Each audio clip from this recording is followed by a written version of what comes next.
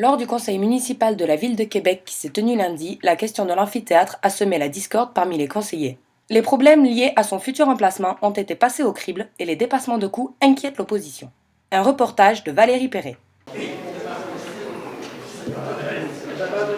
Le maire de Québec, Régis Labaume, ne cache pas son inquiétude face au projet de l'amphithéâtre. Je suis particulièrement nerveux. Nous nous sommes imposés des contraintes, un budget maximal de 400 millions de dollars et un délai, soit le 15 septembre 2015.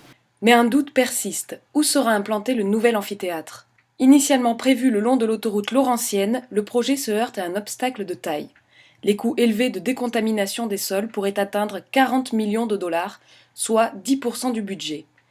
La ville de Québec est alors forcée de reconsidérer ses plans. L'édifice pourra être construit sur le terrain de l'hippodrome, mais cette option n'est pas du goût de l'opposition. Pourquoi nous, les élus et la population, on n'apprend pas ce soir de dire, effectivement, c'est 550, puis au lieu d'avoir un amphithéâtre multifonctionnel, on va se contenter d'un amphithéâtre fonctionnel. L'éventuel dépassement des coûts pour la construction de l'amphithéâtre est au cœur de toutes les interrogations. Il faut se poser la question suivante. Combien ça coûte?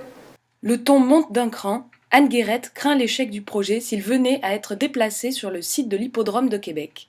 Je pense que M. le maire n'a pas fait grande preuve de saine gestion des finances publiques dans ce dossier-là depuis le début. Ce sera un gouffre financier pour les citoyens de Québec, M. le Président.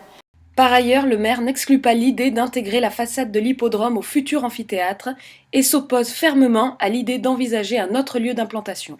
Alors, s'il y en a qui pensent que c'est possible de changer de site, je pense qu'ils ont un problème de gestion.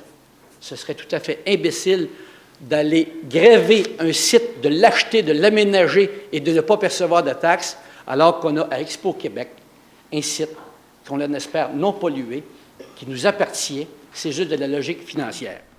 Ce nouveau choix urbain sera-t-il à la hauteur du précédent ? La question est toujours à l'étude. Le maire de Québec a par ailleurs nommé l'ancien président d'Équipe Québec, Claude Rousseau, à titre de conseiller spécial dans le dossier du nouvel amphithéâtre. Mais l'échéance approche et la décision de l'emplacement final devra être prise avant le 31 mars prochain. Valérie Perret, Québec.